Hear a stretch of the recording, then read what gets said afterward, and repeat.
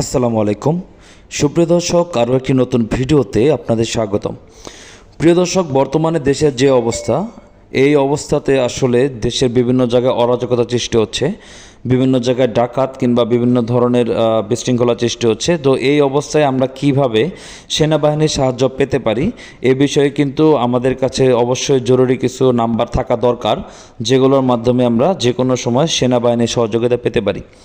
তো আমি আজকে আপনাদের সাথে শেয়ার করব যে কিভাবে আসলে আমরা এই সেনাবাহিনীর হেল্প পেতে পারি বা তাদের নাম্বারগুলো কালেক্ট করতে পারি।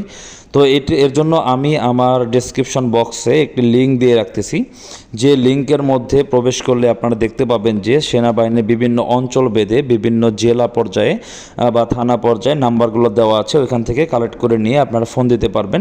চাইলে নাম্বারগুলো সেভ করে রাখতে পারেন বা স্ক্রিনশট দিয়েও রাখতে পারেন। তো লিঙ্কটি ওপেন করলে মূলত যেরকম হবে আমি দেখাচ্ছি।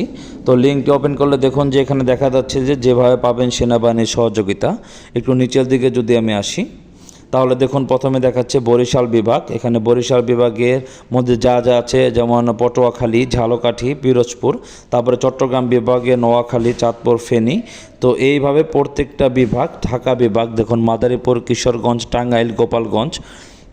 তো এই রকম দেখেন যে প্রত্যেকটা জায়গারই কিন্তু এখানে মোবাইল নাম্বার, সেনাবাহিনী সদস্যদের ফোন নাম্বার দেওয়া রয়েছে।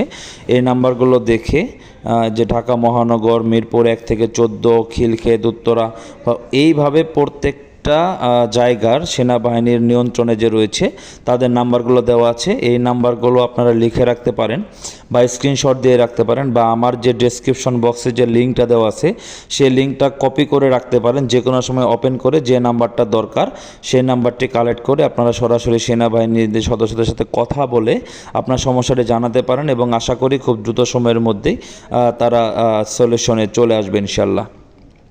তো দর্শক, আমি লিঙ্কটি দিয়ে দিচ্ছি ডেসক্রিপশন বক্সে। ডেসক্রিপশন বক্স থেকে আপনারা লিঙ্ক থেকে নাম্বারগুলো নিয়ে নেবেন এবং প্রয়োজনে সেভ করে রাখবেন। তো আশা করি বুঝতে পেরেছেন দর্শক। পরবর্তীতে আবার দেখা হবে অন্য কোনো ভিডিওতে। সে পর্যন্ত ভালো থাকুন, সুস্থ থাকুন। আল্লাহ হাফেজ।